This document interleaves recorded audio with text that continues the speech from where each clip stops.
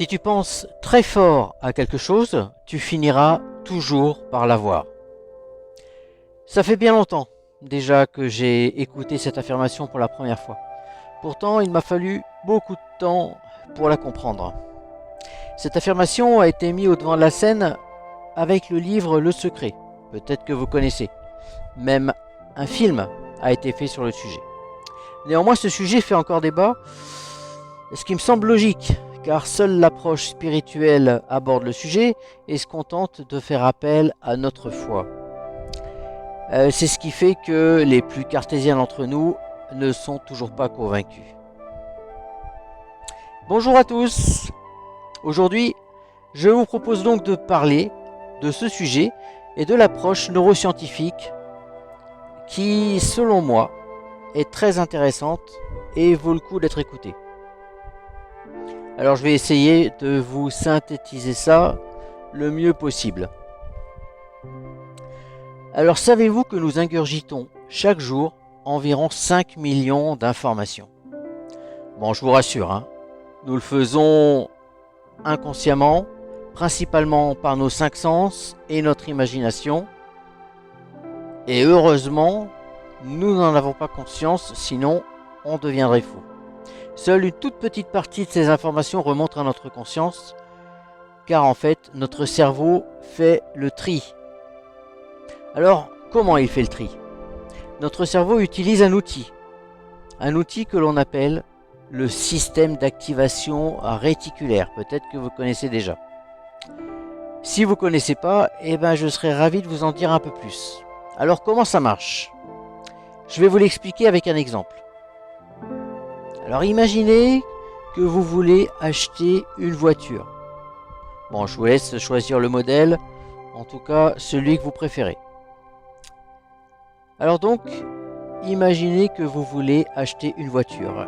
Que va-t-il se passer? Vous allez commencer par y penser.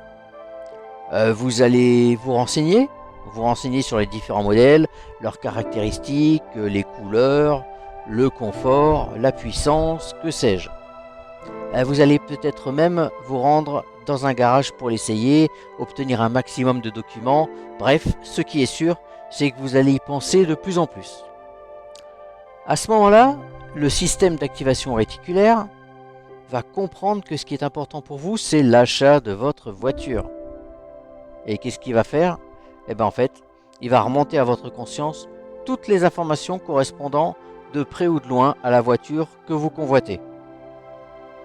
Alors un phénomène étrange va alors se produire.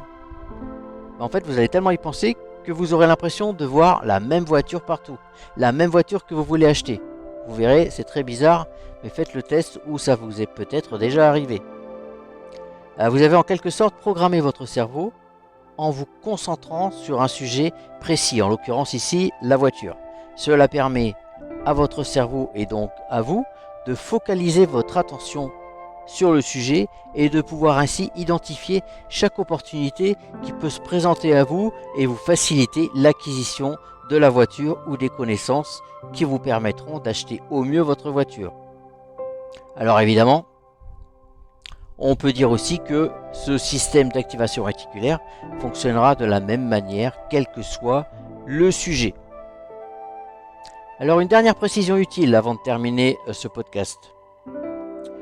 Votre système d'activation réticulaire va donc vous permettre d'identifier un grand nombre d'opportunités afin d'obtenir ce que vous voulez.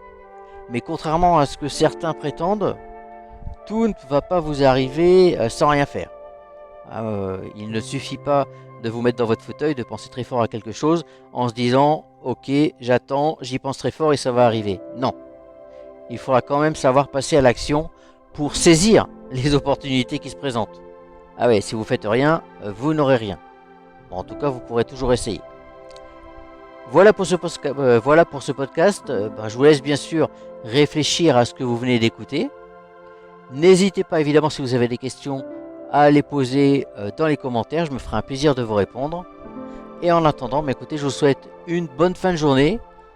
Et je vous dis à bientôt pour un prochain podcast. Au revoir.